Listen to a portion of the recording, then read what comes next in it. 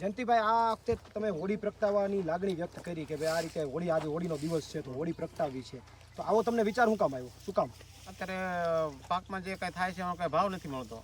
ખાતર ને બિયાર ને મજૂરી ને બધું મોંઘું થાય છે. જેટલું ઉત્પાદન થાય એટલું જ અમે ખર્ચો કર્યો ઉત્પાદન મળતું નથી. એટલે શેના સરવાળે બધું ભેગું કરો કાંઈ મળતું નથી? કાંઈ મળતું નથી. એટલે આજ હોળીનો દિવસ છે હળગાવીને તમે વિરોધ, સાંકેતિક વિરોધ કર્યો કે સરકારને ખબર પડે. તમને લાગે સરકારને ખબર પડશે? પડે તે આટલો બધો વિરોધ ખબર ન પડે. સરકાર સુધી મેસેજ આપ્યો છે, તમે શું સરકારને શું કહેવા માંગો છો? સરકારને એમ કહેવાનું છે તમે ખેડૂતોનું જે બજેટ આપ્યું એમાં ખેડૂતોને કંઈક સહાય થાય અને ખેડૂત કંઈક ઊંચા આવે અને ખેડૂતને 2 પૈસા થાય કંઈક યોજના લાવો અને એવું કામ કરો.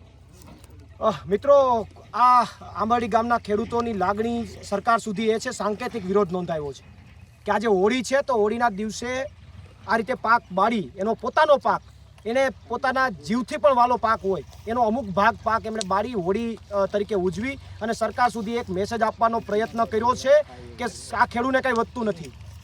રાત દિવસ મહેનત કરે પણ આ ગુજરાતના ખેડૂતને કાંઈ વધતું નથી, એટલા માટે આ રીતે અનોખી રીતે હોળીની ઉજવણી કરી છે. આ ઉજવણીમાં મારી સાથે ભાઈ બ્રિજરાજ